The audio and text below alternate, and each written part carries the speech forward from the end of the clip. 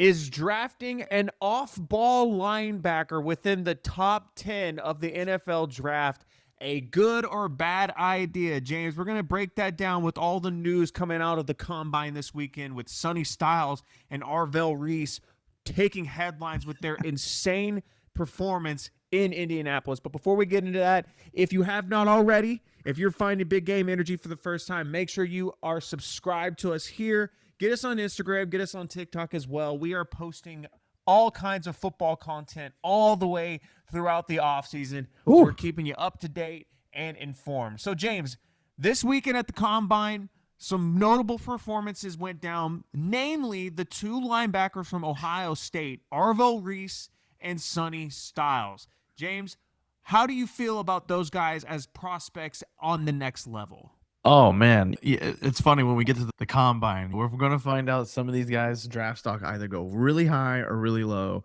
And it just seems like, man, everyone on the defensive side of the ball for Ohio State just always performs out. You've seen, of course, the history of defensive players coming out of Ohio State. Maybe not as good as value as maybe some of the receivers on the Ohio State side of things. But in all honesty, man, you know how this draft goes, man. It's almost like being in Vegas. It's always a risk to draft inside, outside, or just in general. You hoping you got the next Ray Lewis. You hoping you got the next Micah Parsons. And some of these teams who struggle maybe running the ball and maybe need some more pass rushing ability, hey, they might have found their guy this weekend in Indianapolis. Yeah. Now, it's funny. You mentioned that about pass rushing. These are two guys we're specifically talking about, Arvell Reese and Sonny Styles. These are two guys that played off the ball at Ohio State, right? These weren't the prototypical edge guys that you see coming in, like the Will Andersons or the Tyree Wilsons of the world. These guys are off the ball. They're playing in the second level. Now, you need good players to play those positions, but historically, James, we have not seen teams really take a liking to draft these guys in the top 10. The most recent examples of guys that play off the ball getting drafted in the top 10, Roquan Smith coming out of Georgia, drafted in the top 10 by the Bears.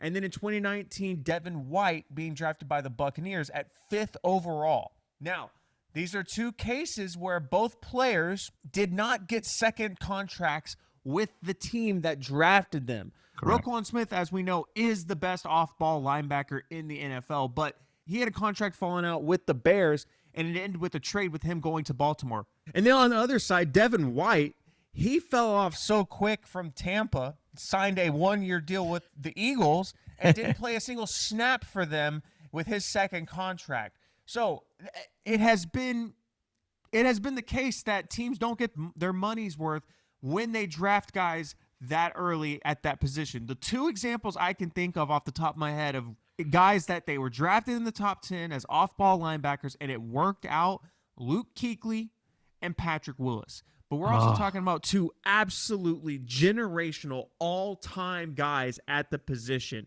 Most of the time, if you have guys that work out at this position, it's guys like Micah Parsons because they convert to edge, which that is the pathway I see for Arvell Reese. Correct. He's an absolute freak. You saw some of those combine workouts. He's scary.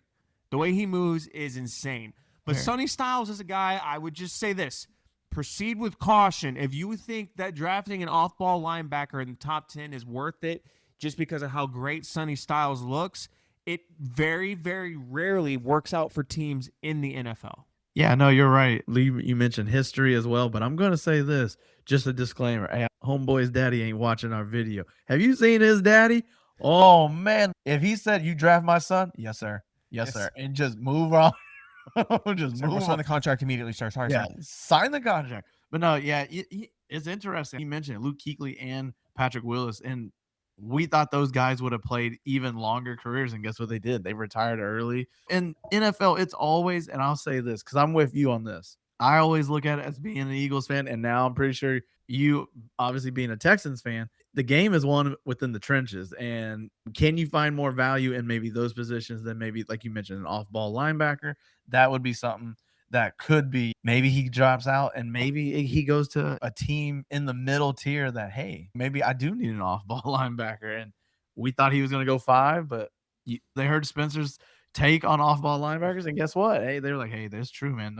They don't pan out well. We're gonna get 3 years out of this, and then we'll trade them.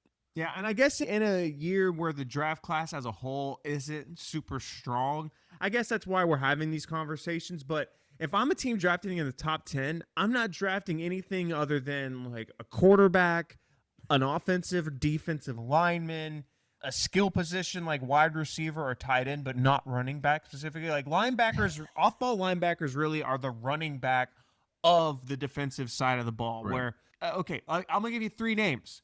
All right. Here we go. Fred Warner, Demario Davis, Bobby Wagner. You know what these guys have in common?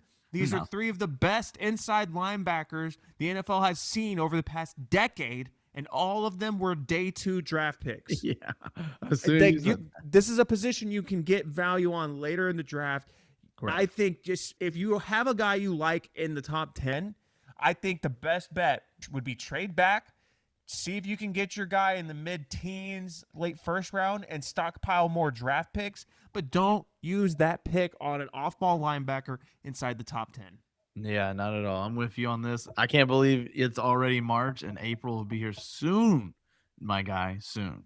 But y'all let us know in the comments, would you take one of these off-ball linebackers, Arvell Reese or Sonny Styles? Are they worth a top 10 pick? And if not, where would you take them? And am I off base in saying they're not worth it? Y'all let us know in the comments, and we'll see you next time on Big Game Energy.